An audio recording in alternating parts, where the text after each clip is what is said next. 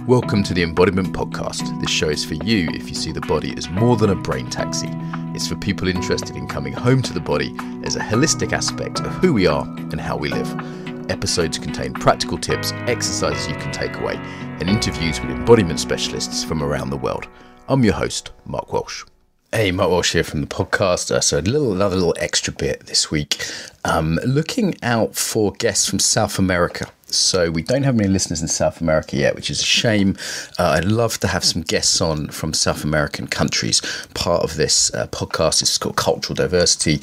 So if you know any good embodiment teachers who obviously speak English, so I speak some Portuguese and very little Spanish, who are from any of the South American countries, then get in touch.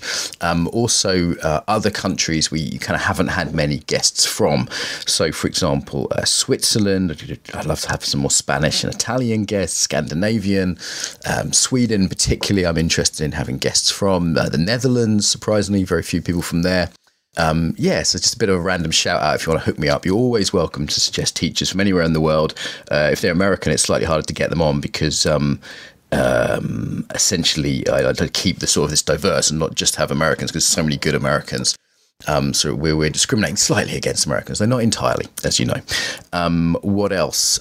Some people are listening in Saudi Arabia. I have one student in Saudi Arabia and she really wants to know who else is listening to the podcast because there seems to be a good listenership there. So if you're from Saudi Arabia and you're listening, then get in touch and I'll put you in contact with my student there who's doing some good stuff and sort of feeling a bit isolated. Lastly, if you have any contacts with any of the really big names in embodiment, then let me know. So if you know someone personally who's one of the really big names, quite often someone like, I don't know, Peter Levine, for example, is quite hard, or Bonnie Bainbridge-Cohen, they're quite hard just to knock on their front doors because they get a lot of requests. So if anyone wants to sort of personally recommend the podcast to any of the sort of bigger, more famous speakers in the world, I feel like the podcast is really established now. I'm told my interviewing is kind of reasonable. It's a good platform for people. You know, we put it out to thousands of people, so it's a good win-win. So if you know any of those kind of more better known people, we've had a few on the show, obviously, Don Hannah Johnson, for example, but I really like to get it out to, I think we're at a point now we're established and we can have some of those guys on. So thank you as ever for your help. Do participate in the Facebook group. There's a nice community there. I get to talk about the podcast, interact a little bit, and enjoy today's episode.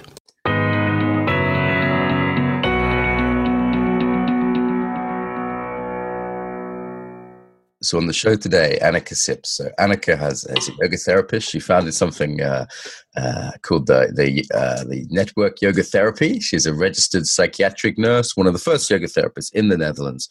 So joining us today from beautiful Amsterdam, Anneke, hello. Hello. Thank you for having me.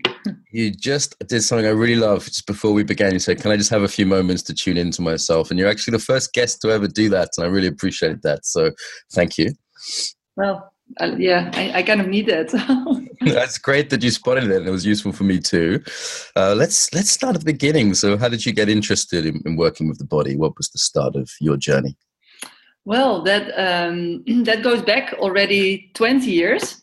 I'm 38 now, and I started to practice yoga because that was how I got into these practices. In that time, I was 18 years old, and I felt not so good. I had some troubles in my youth, and I felt like I needed to do something to get some rest in my head. I need some peace of mind. And I'm from a very small town in the south of Holland. So now I live in Amsterdam, but originally I'm from the south of Holland, small town. There was nothing much back in that day. So I found a little group of women, and they were breathing very loud. They were moving their bodies. And I thought, oh my God, this is very strange, all this stuff. But I joined the club and it helped me. So it was, of course, yoga. It was a hatha yoga class. And it was a little weird for me, but it made me feel better and calmer. And it got me through my difficult period. So, this is how it started for me. I can relate to that. We're the same age and started pretty much the same time, and some difficulty in going to somewhere and going, wow, this is a bit weird, but maybe I'm kind of in enough discomfort to give it a go. Back in the days when these things weren't maybe as accessible as they are now, I think, as well. With the cultural kind of milieu was different, wasn't it? Okay, so and then at some point you kind of turned into a yoga professional. Tell us the kind of how that turned into a job. Well, I was 18, right? And I started to do this practice and I really liked it. And well, at some point I found another little club and this where they practiced power yoga. And this was fitting me a little bit better. So I joined that group and I found out that this was actually Ashtanga yoga. And so at one point I was just so interested in this practice that I asked my teacher, like, where did you learn this? And I wasn't planning to become a yoga teacher at all, like, because I was 18 and I just went to nursing school in that time. So I was going to be a nurse in psychiatry. And so I asked her, and I just went to the school where she went and just joined a program because I was so interested in the practice. I just wanted to learn more about the background of yoga. So this is what happened, and it was a teacher training. So part of the training was that I had to teach, and I kind of liked it. So I started to do this next to my nursing job, and this was 2006. So there were like 6-7 years in between this practice. Mm-hmm. Okay, so you're working as a nurse and a psychiatric nurse, particularly, right? Right. Yeah. Okay, and you're teaching yoga. And tell us about yoga therapy. I mean, it's not necessarily something all listeners will know what that is. So I know this is what you're already known for. I'm curious to find out more myself today. And, what is yoga therapy and how did you get involved in that? Yeah. Well, so I started to practice yoga. I started to learn about yoga. I did a teacher training, my first teacher training back then. And how the first seed was planted is that I was an adolescent with a troubled mind, and I found that yoga was helping me. Yeah. And my first job in psychiatry was also with adolescents. So I was asking the psychiatrist, let's do this with our clients because this is really helpful. And she said no. And I was like, oh. I didn't really understand why she was saying no. So this was very good actually, because I really didn't like it. I was like, what's up? It's really good and it's really nice, but I didn't have the right words to explain it better. So I learned that I needed to study more in nursing and study more in yoga. So this is what I did. And then after years of a lot of training and studying just yoga, more in the beginning, it was more like the Ashtanga style. Then I found my teacher Ganesh Mohan, and with him I started to study yoga therapy. So, and what is yoga therapy? Yoga therapy, very simple, is yoga. So you use the tools of yoga, which are something with the body, something with the breath, something with the mind. So like meditation and asana is how we call this, of course, in the Sanskrit terms. But then in a way that, like, how I like to explain this, if people ask me what is yoga therapy, is there's like 3 levels. First, yoga therapy should be accessible. So you need to look at who's in front of you and see how you can like make it accessible enough so that you can reach the person who's in front of you or the group. Then second, you do something that make this person or this situation of the group better. So that means if you are going to create a group, yoga for trauma, whatever, you need to know something more than just yoga. You need to know about trauma. And then third, you need to know and do stuff that doesn't make the situation worse. So it sounds very simple, but it's not, because you need to know a lot to understand what to do or what not to do to really support this individual or group that is in front of you. Yeah, I think that's 3 great principles for life, really, in general, isn't it, as well? Like, I mean, a human being, you've got to make some kind of connection with them, right? We've got to be speaking something like the same language. And then it's like, okay, how do I help this person? And then it's like, how do I just like do no harm? That basic ancient medical principle. And, like if I'm teaching, I'm doing whatever I'm doing, parenting, whatever I'm doing, like some basic kind of common sense. But as you say, all those things can go really deep. Like as a coach, like how do I make connection and build rapport? That's huge. Like how do I make a group feel safe and trusting and have a sense of being open to learning? Like that's the first third of any training I do.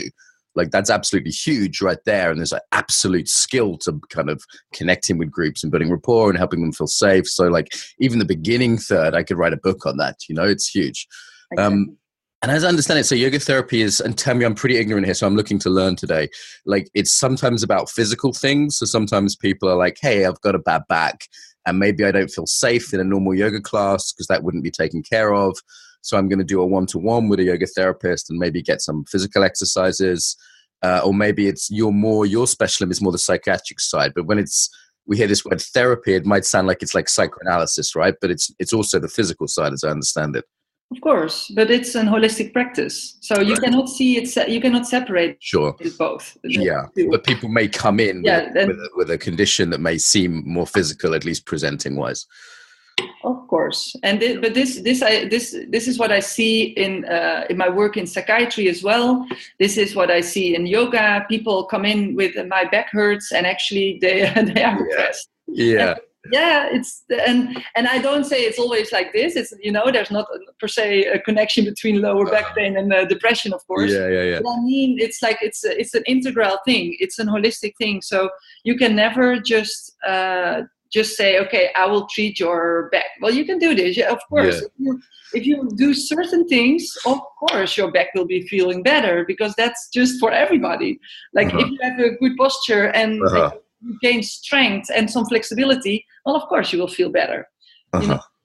Great. So I'm really talking the most basic terms, and let's go a little bit into more of that mind-body connection, because that's fascinating, I think, to me and most of our listeners. So maybe it's how does it work? Like, people come book to you for a one-to-one session, or you're working in psychiatric institutions with groups. Like, just give us some idea of the practicalities here. Yeah. Well, people can see me in one-on-one sessions, and for example, in their homes. This is what I like to do, because if I get into a person's home, then I get a lot of information directly. Yeah. We can work with the environment and all that, but also because I'm used to that. Like, as a community psychiatric nurse, I go to people's homes, but it's a little, some people don't like that. So it's, I don't say that everybody should go into people's homes, but I like to do this. So, or I see person one-on-one at home, or in a yoga school, or in a mental health institute. I teach people in the Ministry of Defense here in the Netherlands, so the military people. And also, for example, this is a group that I really like to teach, is the young adolescents with the first psychotic episodes. And this is a little group. So I do one-on-ones, but also little groups. So in principle, I like it, the practice a little bit better one-on-one, but it has a lot of extra benefits as well to do groups sometimes. Yeah, and just for accessibility, sometimes people can't afford one-to-one, or there's just a lot of people to work with, right? So I imagine it's helpful for both. Okay, I want to return to all these groups, because these are fascinating. So in terms of let's keep with the practice itself. I want to keep opening that up, because, as I said, I'm not so knowledgeable. So what would you do in this session? Let's say, I don't know, maybe I come to you and I'm say, hey, I'm anxious or I'm stressed. Yeah. Had you recommend it, and you come to my house, which I think is super cool, because you can see the sort of environment someone's in, right? Like, that's the missing piece that the doctor or whatever is just not seeing normally, is like your physical and social environment. So I totally get that. What are you going to do with me, like in a session or a series of sessions, if say I have like some anxiety or some stress or something like that? How does that work? Yeah. Well, I use the framework of yoga as I learned from the Yoga Sutras. So there's always some asana, there's always some meditation, there's always some breathing, and it doesn't mean that it all needs to be there in one session. But if sometimes with anxiety, if you work with the breath and it gets really the breath's not a happy place for a lot of anxious people. Exactly. So then sometimes it means that you should not do it, which is the therapy in itself, it's very interesting, I think, this kind of stuff, like to work on this way. But for example, like there was one time I was working with a woman here in Amsterdam. She had a bipolar disorder. She had a lot of treatment in hospitals, mental places, but at some point it's like, what to do? Just take your medication and make sure that your day and night rhythm is right, and you live a little bit healthy, and this will just continue for forever or whatever. So she was interested in another approach. So she was seeking my advice.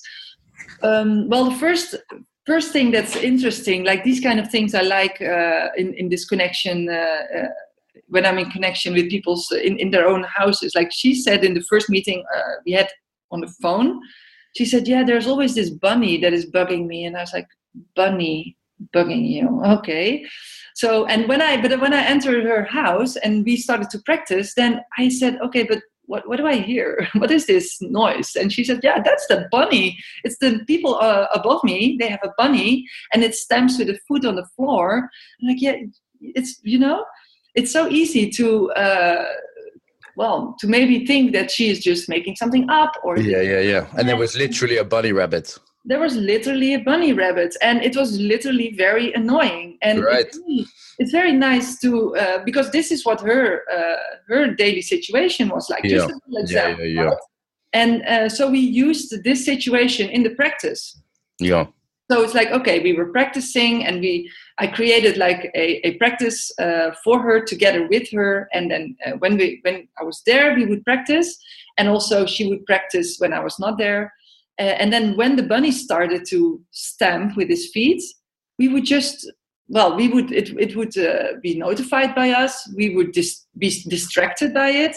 And then we would go back to the soles of our feet. We would go back to our breaths, or you know what I mean? Mm-hmm. Yeah, in the same way as you would treat a thought in a mindfulness of breath concentration or whatever. It's like, okay, noticing the distraction, coming back, exactly. and it leads on to some of the stuff maybe we'll talk about later about like stigma around mental health and assumptions, like, oh, she's psychotic, she's just imagining a bunny, and it's like, no, actually, there's a real fucking bunny there, like, and you wouldn't have actually realized that unless you're actually in her environment and like, actually, this is annoying. Like I've had a new neighbor that's moved in and started playing this TV late at night. So I'm literally hearing like voices through the ceiling, Now, if I was having mental health issues, that maybe wouldn't be so much fun, but that's like it's not so much fun now. I just put earplugs in, but it's like, that's the environment. All of a sudden I'm sleeping in a room where there's like voices coming through the ceiling, just exactly. from television.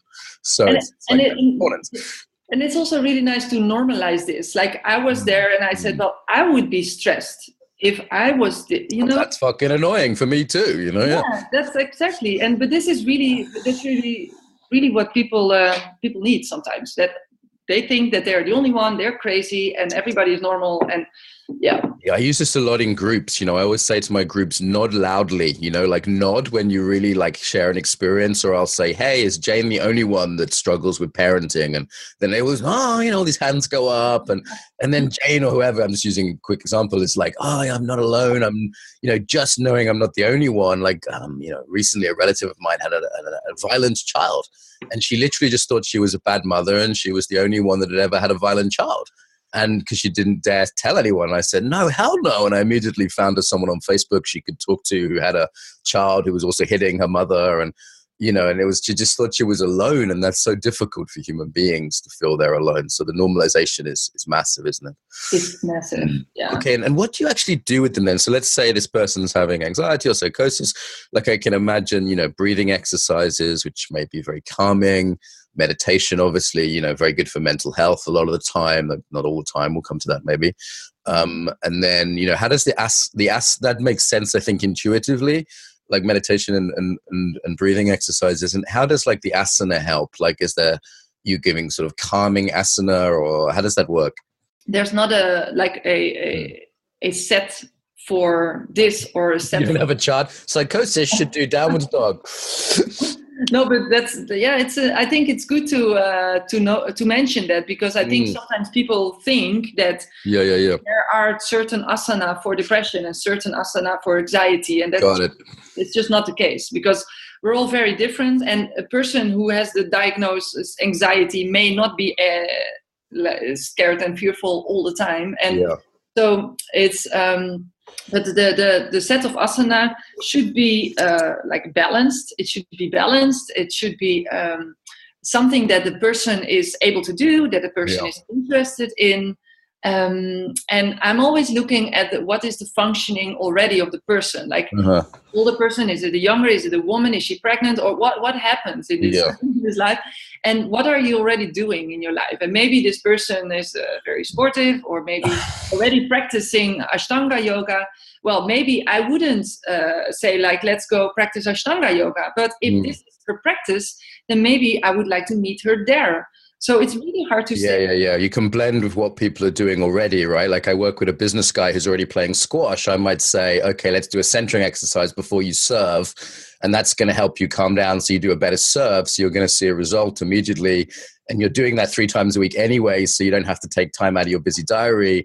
And it's just going to be a better blend with what he's already doing than saying, hey, you should go to a yoga class. He's like, fuck that, I play squash. Yeah, and it's not working because he's not going. So there's no, So I've got a really nice example. Maybe we get to this about a Moroccan man who's bringing his yoga practice together with his prayer. And so I don't know if there's time for that, but maybe later. Why don't we go there now? That's interesting. Nice culture's a really big thing on this podcast. Like, we have guests from all around the world. I'm really interested to talk about culture. I'd love to hear you talk about Dutch culture at some point. And it's, it's a culture. I've been there a lot. And it's, for example, like a lot of people listen to this podcast in the United States, and doing yoga in a Dutch context even can be different from the United States, let alone the kind of psychiatric issues. And then we might have like immigrant populations from cultures that are even more different, So I'd love to hear something about that. Yeah. And like even the Netherlands is a very small country. Yeah. And even within the Netherlands, there are so much cultural differences. It's the Frieslanders who speak a whole different language, right? And then the people down south I was down there by the kind of that little weird bit that sticks out by Germany. What's it called? Probably near where you're from. Yeah. But this is quite, even in small countries, quite a lot of difference. And then there's huge diversity in Amsterdam, right? That's That's what I love about Amsterdam. And I was in the north, actually, the most north, in Leeuwarden 2 weeks ago, teaching about yoga therapy, mental health, and it's very different if I teach in the north or if I teach in Amsterdam or in the south. Yeah. I was in Amsterdam a lot for work, and I found it very liberal and very open. And because of the water, I found it a very calm city. The physicality was different, And then I taught somewhere else in the countryside, and all of a sudden it was like way more conservative, and I had no idea the Netherlands could be. I was like, shit, these people are like racist, and like I was like, whoa. I was used to like groovy Amsterdam, open-minded people. It was like a totally different vibe just an hour out. So, we should make assumptions that we understand the country because we've been to one city. Yeah. Super, super interesting. So I always advise people to also visit places outside of Amsterdam, but that's something else. Utrecht is nice, isn't it? I recommend Utrecht. That's somewhere I like a lot. Yeah. I like that city because I work there a lot. This is where I work with the psychotic youth. But shall I? What did you do with this guy? What was what was this guy? He was. I saw him one-on-one in a mental health institute where I worked. And also I was doing a group. So he was also joining my weekly group class, but also one-on-one.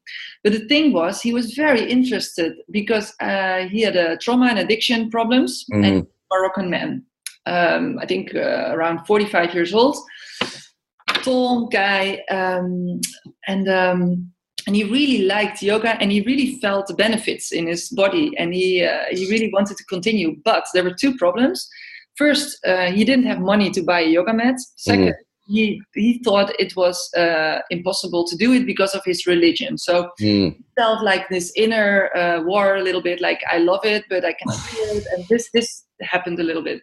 And on top of it, when he was home and he was trying to do something himself, he didn't know what to do. So first, I had an old yoga mat, so I was bringing this to him as a present. I said, okay, I've got an old one here. That problem is solved. Now you can practice.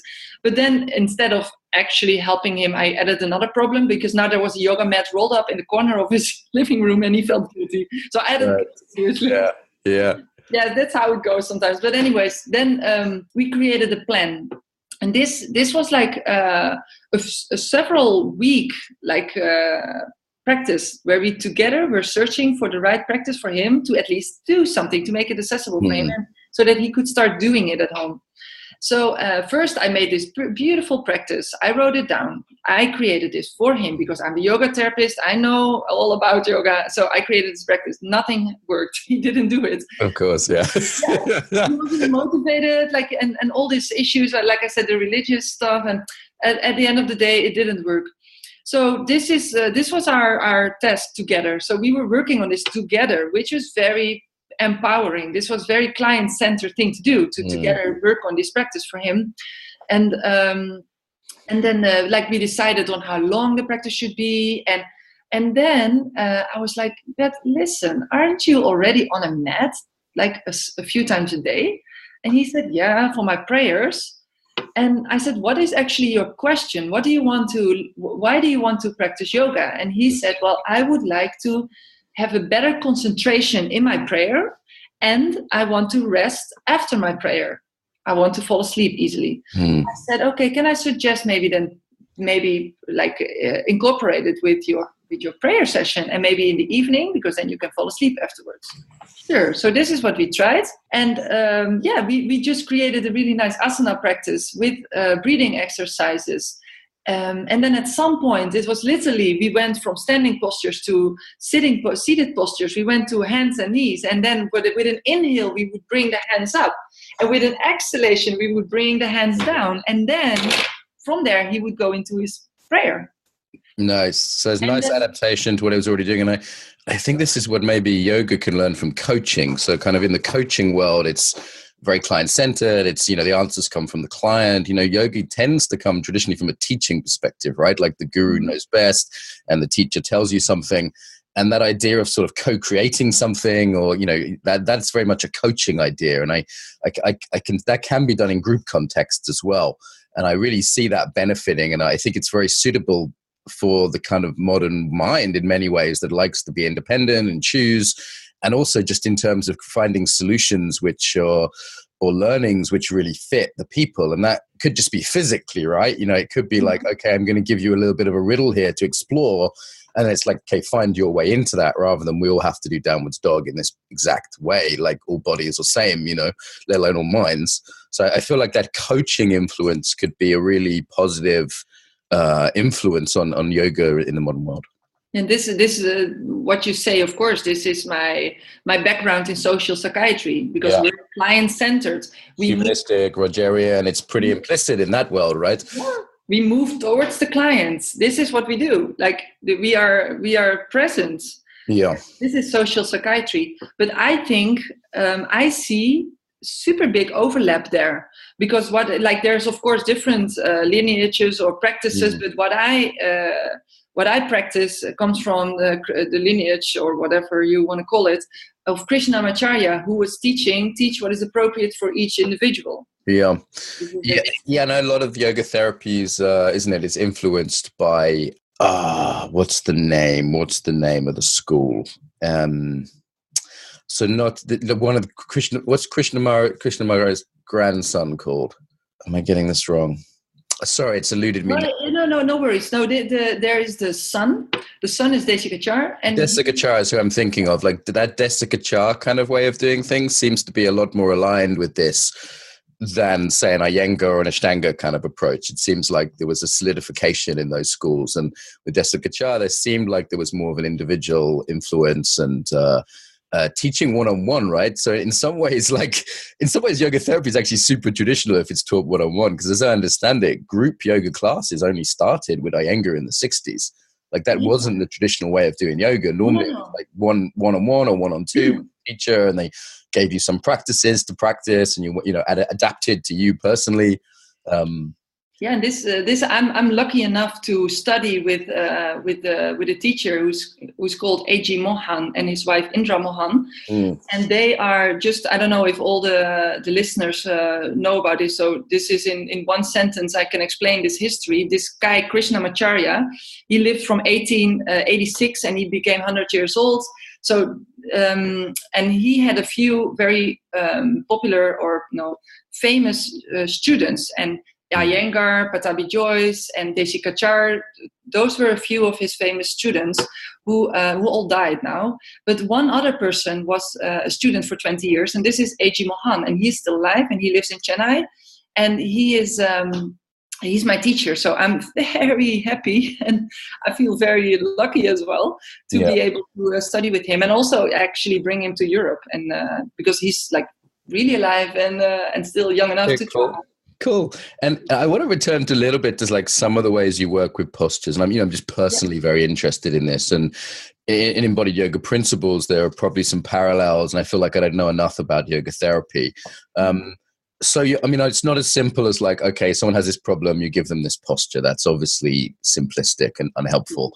But it's also, I guess there's another variable, but there are, maybe some postures that are likely to be helpful, more yin or more yang, more restful or more energizing. And I guess it depends what someone wants, right? Like I was working with someone who had grief, and it was like, okay, this posture may help you wake yourself up and get yourself going when that's hard. But this posture may be really good for going into that grief and really experiencing it. So it's almost like two opposite things that could be helpful for them. Yeah. And I guess there's also like how you do the postures, right? So it's not just the postures, it's also the manner with which you're doing them as the sort of second major variable. I'd love to hear a little bit more about how you work with postures for some sort of common things that are, more mental health things. Well, first of all, I will always like to start to make it very simple, and so that people have an experience, so an inner body experience. This is very important. I think that's a very important aspect. Because especially also with trauma and psychosis, because there's a lot of trauma under the psychosis very often. I'm working with very much in how people can get back in connection with their bodies, because they don't feel anything. They don't feel anything within their bodies. But not only them, it's for all of us very hard, I think, to really feel. So I think it's very important to not focus too much on the complexity of the posture and how to get in the perfect alignment and all that, but more like the direct experience here, now, simple.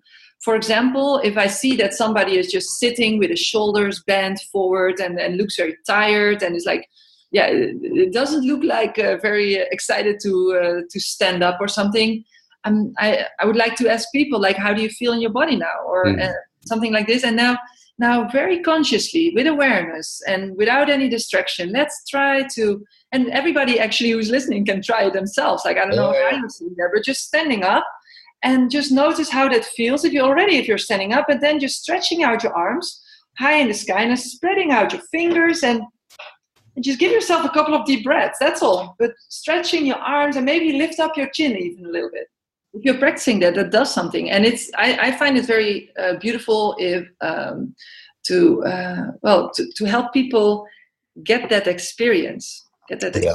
So simply helping people become a little bit more embodied, to feel themselves. It's not like do this posture exactly, but even something like a standing flexion extension, they're going to kind of feel a couple of different ways of being, notice maybe which is more familiar, where might that be useful to be a little bit more one or the other. It doesn't have to be complicated, does it? I mean, flexion, extension, just simple, this and that covers so much emotional range and possibility that even that's going to be a great entrance point.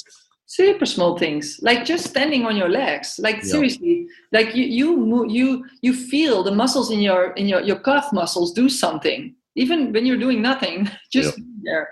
So I think that's just very interesting. And I would sometimes teach people maybe a little sequence of asana or postures, but for many reasons, maybe so that, because one of the things that people are asking me a lot is like, when I'm home, I don't know what to do. So if you teach people a little sequence, it's easier to remember. Mm-hmm. So that's one thing. So it's easier for them to practice at home. If it's like a little sequence that they can remember and that we practice together and we keep continuing doing the same thing, it also creates a certain kind of like harmony and rhythm in somebody's little practice, even if the practice is only 10 minutes or maybe... Familiarity is really, really helpful, isn't it? Particularly if people are feeling like ungrounded or there's, stress. It's one reason I think people love like the primary sequence or the hot yoga sequence, because it's a sequence, it's like you go to a Catholic church and there's a sequence and a ritual, and there's something about the familiarity of a sequence which can be very...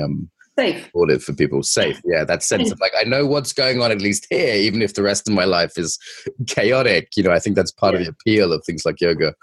And it's nice. You can always go back to it. Like you can easily go back to it. And if it's easy, you can, but some people are bored and they need to be triggered a little bit more. Well, maybe then you need to add some more challenging asana there. Mm-hmm.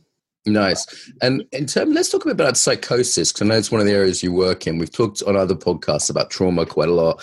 Psychosis is not something people often talk about. I think it's still like the really taboo. I mean, there's taboo stuff around all mental health issues. And I've done work with this, and I think it's got more acceptable now to say you have anxiety or to say you're depressed. People have become less judgmental about those kind of things. But psychosis is something which is still pretty scary for a lot of people. You know, when I've done groups where I've asked people what mental illness are you most scared of, and psychosis is usually the one people pick. And it's still pretty taboo. So how does the body relate to psychosis? How's the body relate? Well, first of all, I think it's very important to understand that behind the psychosis, there's very often trauma. So all the stuff where the body is related in trauma, like you said that you were talking about it already a little bit in other podcasts. This also counts, like, let's say, in many cases also in psychosis. Yeah, so it's really like about how to get in a connection with yourself, with your body, how to feel safe. There's often a lot of anxiety, stress. So you can imagine all these. Imagine you're sitting in your living room and you think, or in your, well, this is also a stigmatizing thing to say, I think you think, but and you experience that your neighbor is knocking on your window or on your heating system. He's trying to open it to put poison in there to kill you. You're just going to have a lot of anxiety in the system, right? A lot of tension, anxiety, just based on that, right? And is there a worst case scenario example? Of course, there's all kinds of simple examples, but So I guess we should say psychosis. I know many people know this, but we're not talking about like being a psychopath. Sometimes people confuse the two, right? So psychosis, delusions, hallucinations, in the simplest terms, and again, this could be stigmatizing, but thinking things that aren't real, and seeing things. It could be hallucinations, like just because sometimes people confuse like psychotic with like violent or something like that, and many people could be psychotic, could have suffered from psychosis and not have any kind of violence or anything like that. There's a sort of confusion between the words. So I know for you that's common sense, but it's not necessarily. The language is confusing for some people. No, thank you for addressing this, because this is, I know this is what people think, and because these are the individuals that are in the news sometimes. And there's schizophrenia, which is psychosis is a symptom of schizophrenia. So schizophrenia and psychosis has a really bad stigma, and people are often afraid, but also because people don't understand, and it's a little bit weird or. It's either like made dangerous or comical, right? They're normally the two things, or sometimes pitiful, like this sort of, I see the ways people can go with this. It's either laughing at people or being very kind of pitying them, like, oh, you poor thing, in a kind of patronizing way, and often just fear, like crossing the road, like, whoa, that guy's talking to someone who isn't there. I'm going to cross the street. That's definitely that fear that comes up. I used to have a friend that had a mobile phone, and she used to, when she was talking to her voices, she would just pick her mobile phone up and talk to her mobile phone. And she said that made it far less stigmatized, because she said all of a sudden, when mobile phones were introduced, all of a sudden everyone was talking to themselves. Exactly. She said that made it far easier for her. She just put an iPhone headset on and just be talking, and it's like all of a sudden it became less stigmatized, because it was normal behavior then, because now you see people walking down the street, they're talking to themselves. So I thought that was kind of funny, but she had to pretend to be talking on the phone. And so as people wouldn't be scared of her, essentially. And she's like the most sweet, like, she's 5 foot tall, totally peaceful, and people were scared that you would attack them or something. I just thought that was so bizarre, Yeah, this. I think of psychosis as a normal human experience, and we all have sometimes a voice in our head, and I think we're all somewhere in the line between normal and mad, like or crazy. And we're all there. So it's really hard to say that something is strange or crazy. It's very interesting. And I know a psychiatrist and a professor here in the Netherlands. Wim van Os is his name, and he's big in the field of this kind of different way of looking at psychosis, and it's very beautiful. And a lot of this work comes from the Netherlands, actually. This kind of research and this work about how to look differently.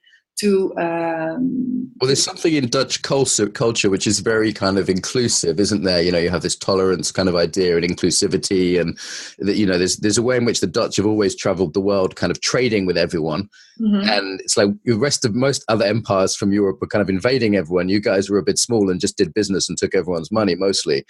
And it's like, but there was a tolerance in that. It's like, okay, you're a different culture, but let's do business. You know, that's my sense of the Dutch is like, it's often business driven, but there's a like, hey, okay, cool, anything goes, you know. Yeah, for sure. And sometimes I find actually there isn't a deep acceptance in that, but it doesn't surprise me. There's at least the kind of ability to tolerate or go, okay, well, I might think this is weird, but okay, cool. You've got your own point of view. How can we talk? Like there's something in Dutch culture about that inclusivity that tell me if I'm wrong here, but that makes sense to me. Yeah, no, but it's true. And I think so too. And you can see also that these kind of movements are coming from the Netherlands, and it's spreading more out also now over the rest of the world. For example, the Hearing Voices Network is very interesting. And there's this one woman she's like my heroine. She's from England.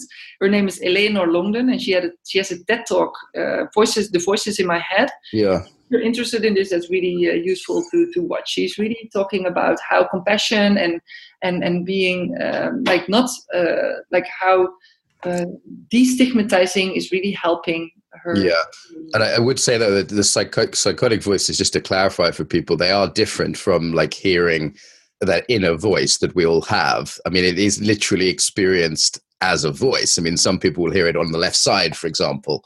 You know, like that is different from that inner voice, though.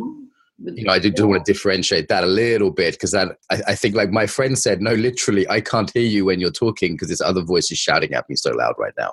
You know, it's not just like an inner voice, like we might have an inner critic or something. Yeah. And this is very interesting. And I say we're all quite close to that. Like if someone goes 2 nights without sleep, they'll probably experience some mild hallucinations. Like it's literally 2 nights without sleep and you'll be hearing something. It's interesting though, because I've seen hundreds and hundreds of psychotic people in my life, and we always ask the question, very simple. People come in psychiatry, okay, you hear voices, and then the answer is yes or no, for example.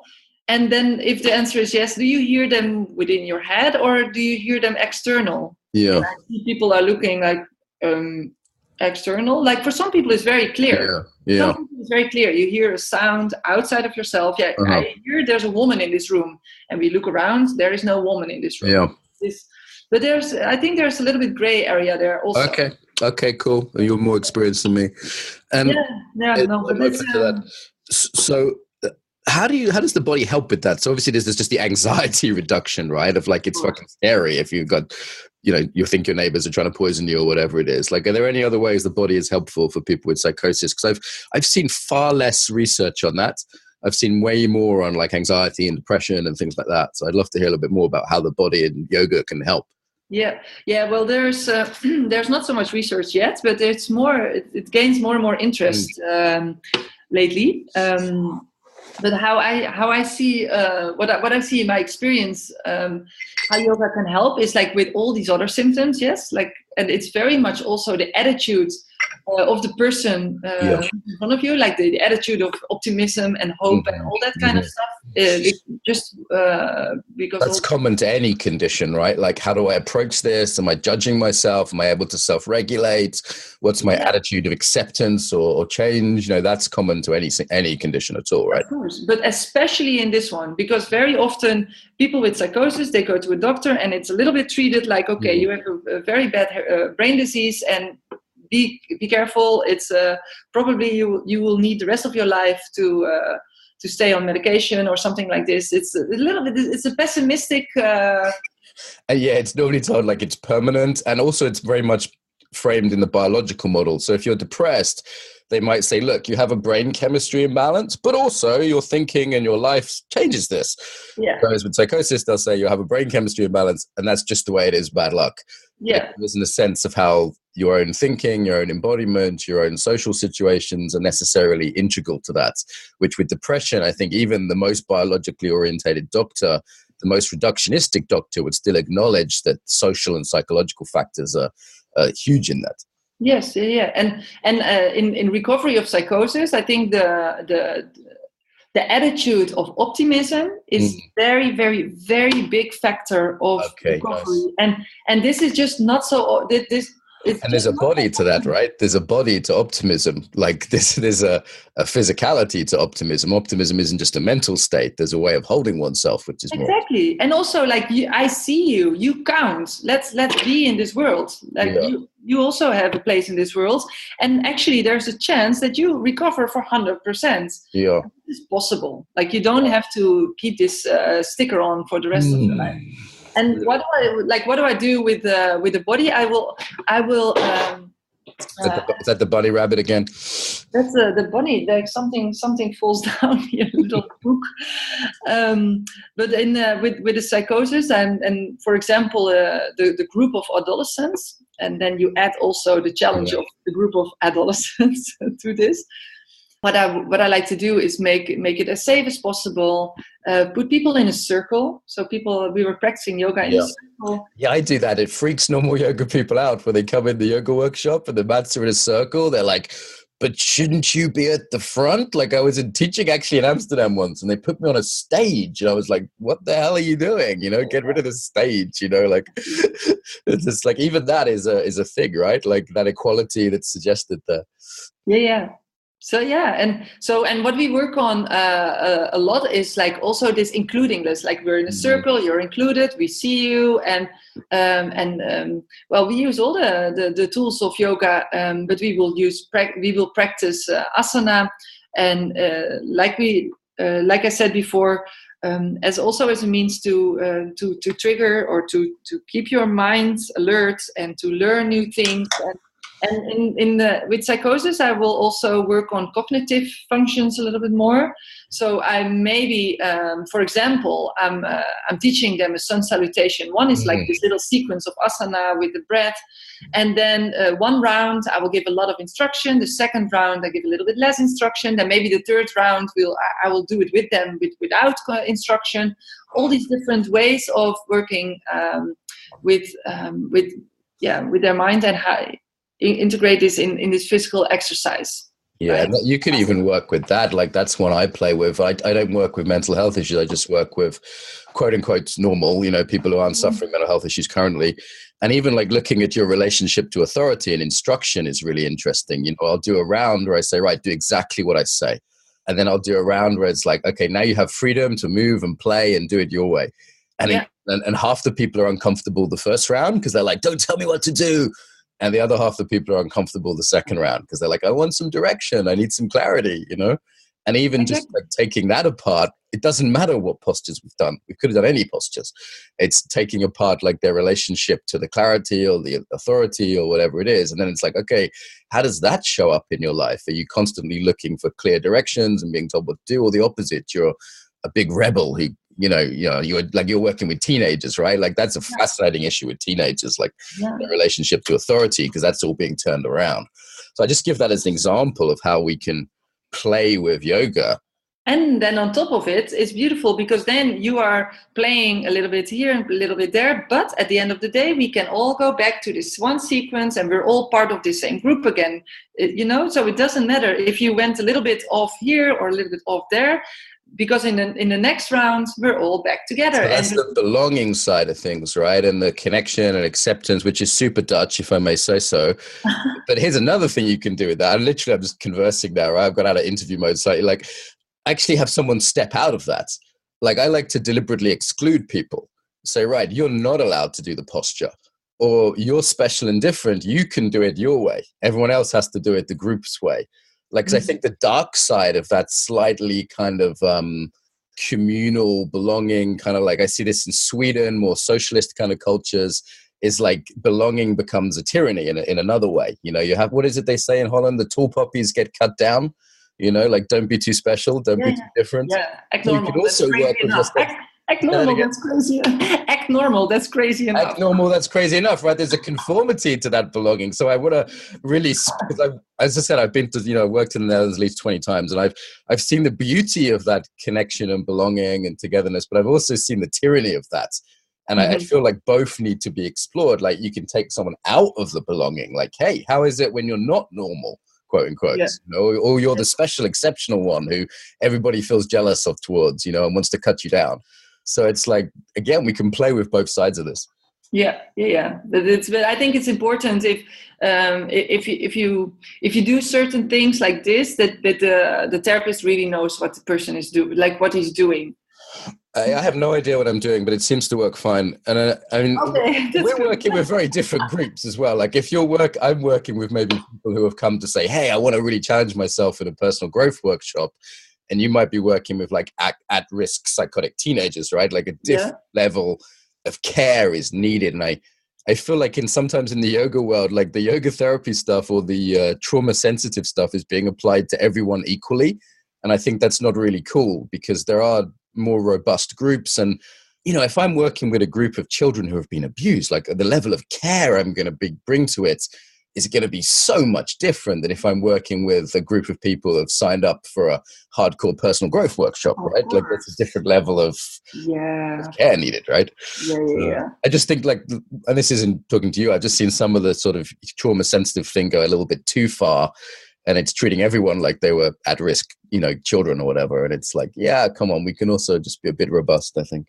Yeah, and also we humans, we know how to deal with our stuff. It's like there's only a certain group of people who are like who really end up with problems. But mostly when shit happens in your life, we can deal with it, and we first need to trust on that and give also the other person the trust that we know how to deal with this ourselves. And I think this is very important. In my classes, I like to put also awareness on like your inner alignment and really your own.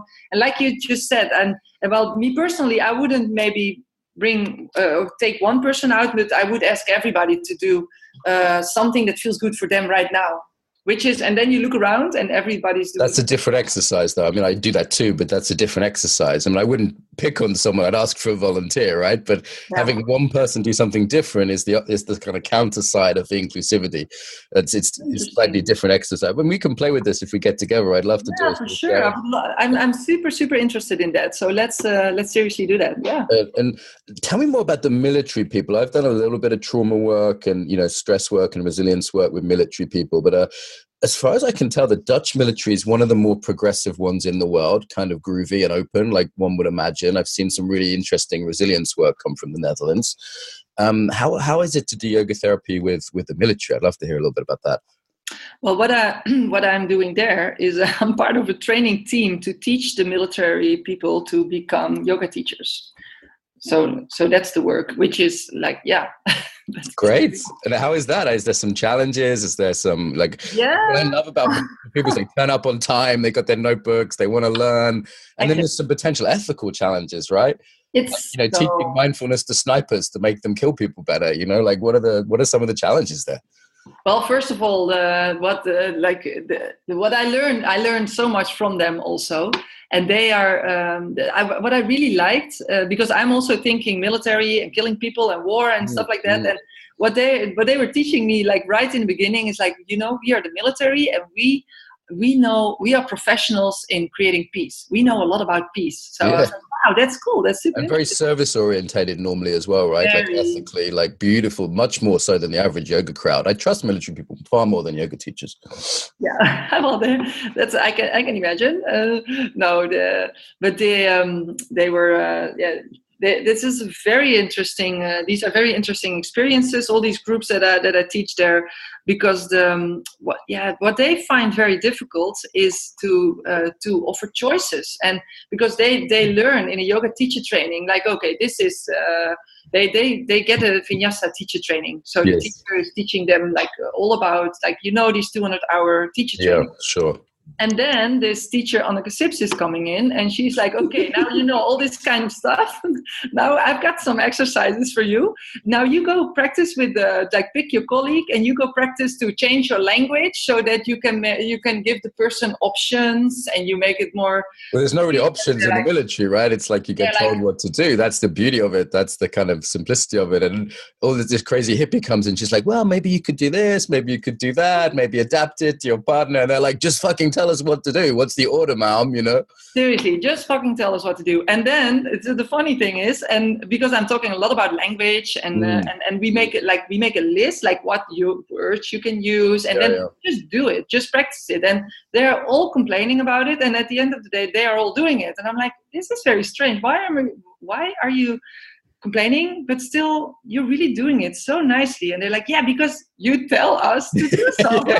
It's really workable when I work with military, because they just do what they're told, but that's also the danger, right?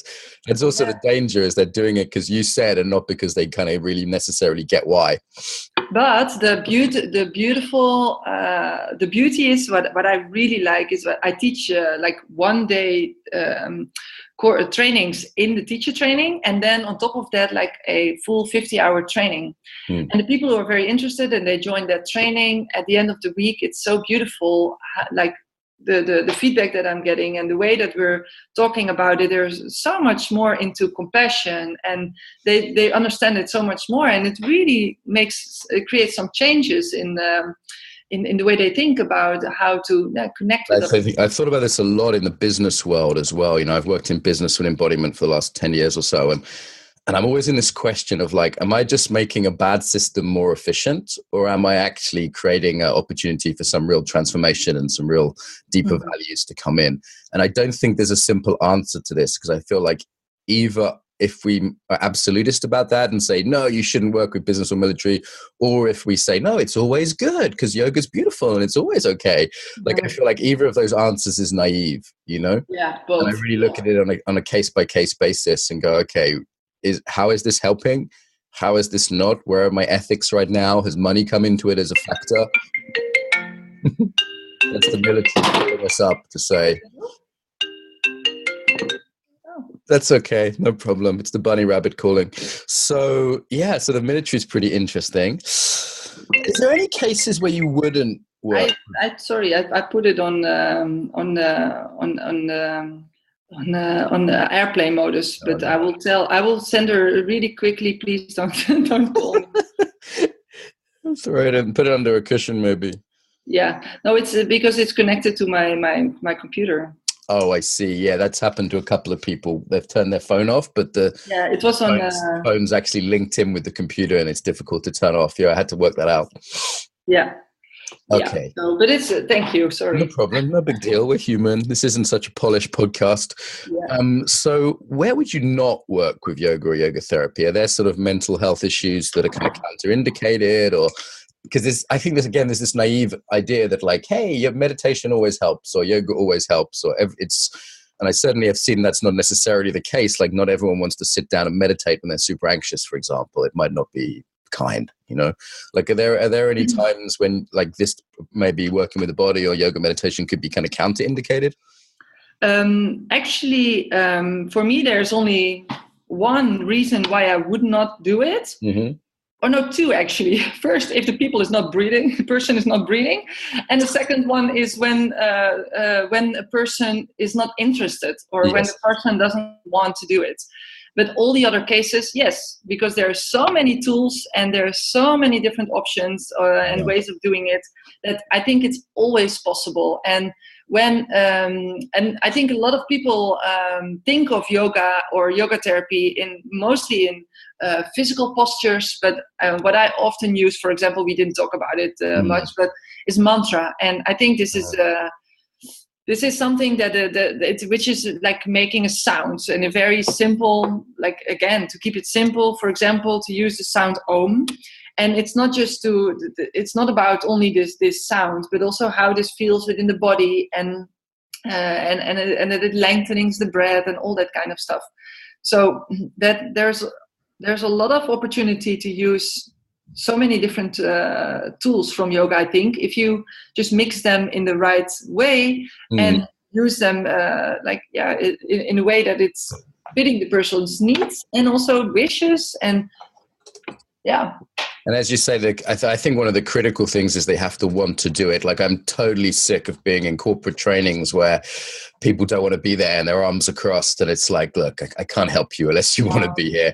Like, I feel like that sounds silly to say it, but like if people have been coerced or they've been told, but you have to go along to this, and it's difficult when you're working with organizations like business or the military where people have been told, look, if you don't go, you're fired, like it's tricky. So I feel like that's really helping people understand this full choice. And, I've done things like signing people into the register and then letting them leave just because I say, look, I really don't want you here unless you really want to be here. I don't want to get you in trouble. Like I'm, like if you want to leave, you can leave. And I find just giving people that choice often is enough. So I say to give me 10 minutes. If you don't want to be here after 10 minutes, just leave. You won't get in any trouble. Yeah. And this, I think, and especially when I work with people one-on-one, there's always a way to figure something out together if the person is interested to work with me. But if it's like, it can also be that people are like, well, I made a wrong choice. I had a different idea about it. This doesn't fit me. Yeah, I get that. People come to EYP and they think they're coming to an asana class. And I say, look, if you want to leave, no problem. I'll give you money back. Like you didn't sign up for intense psychological adventures today. You thought you were going to be doing chaturanga. I get it. It's like got to be a fit for what they need. Exactly. Listen, we're at time, which is such a shame. I feel like we could talk for another couple of hours and for sure. We could get together sometime. I'd love to do a sort of EYP yoga therapy kind of mutual learning exchange. It feels like kind of there's enough crossover, enough difference that could be a really fun thing to do sometime. I think so. Where do people find out more about you? Like where can they get in touch with you if they're in the Netherlands or if they want to see what you're doing online? Well, they can find me on my website, of course, www.nytacademy.com. NYT stands for Network Yoga Therapy, and in the academy I'm just offering a lot of training and things for yoga therapy and yoga therapists online and in person, and also the Facebook group. There's a Network Yoga Therapy Facebook group and a page. So on the page, all the events are there. So if you're curious about me and my work, then you can find me there. Great. That is Anneke, spelled ANN for November, EKE, Sips as in coffee. So pretty easy to Google. That's a less usual name for some of the people listening. So I just wanted to spell that out so they could find you searching that. And just to close, do you have a final message about the body for people that are listening? A final message about the body. Well, I think a final message is that everybody, if you're a client or a therapist, in what kind of therapist or teacher, I think really embrace your body as it is, love your body fully, and treat it with the most compassion and love and care that you can think of. That what you would do your best friend and lover, just do it for yourself first. Thank you so much. Thank you, Val. Niks te danken. If you enjoyed this episode, subscribe to get more. If you'd like to help us build the Embodied Tribe, leave a review on iTunes or share this on your social media. If you're interested in training globally, sign up to receive the newsletter at embodiedfacilitator.com. Until next time, welcome home to the body.